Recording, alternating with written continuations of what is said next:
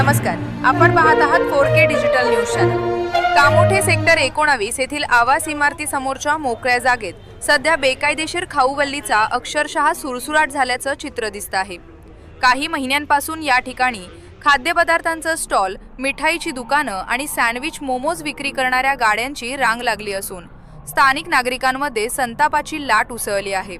या जागेत आधी 1-2 स्टॉल होते, मात्र आता परिस्थिती इतकी बिघडली आहे की कमी जागेत अनेक खाद्यपदार्थांचे स्टॉल उभे राहिले आहेत।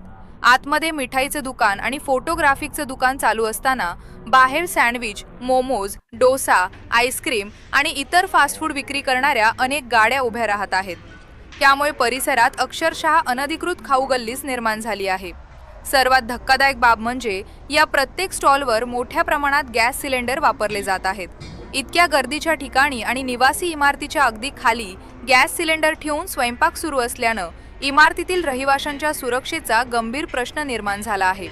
एखादी दुर्घटना घडल्यास त्याची जबाबदारी कोण घेणार, असा प्रश्न नागरिक विचारत आहेत। स्थानिक नागरिकांच्या मते या स्टॉलवाल्यांकडून दररोज किंवा महिन्याला भाडे वसूल केले जात असल्याचीही चर्चा आहे। मात्र हे भाडे नेमके कोण वसूल करतो, या पैशाचा मलिदा कोणाच्या खिशात जातो, असा सवालही उपस्थित होत आहे। याहून आश्चर्याची गोष्ट म्हणजे इतका मोठा बेकायदेशीर व्यवसाय उघड्यावर सुरू असतानाही पालिका प्रशासन मात्र गप्प का? या ठिकाणी कारवाई का होत नाही?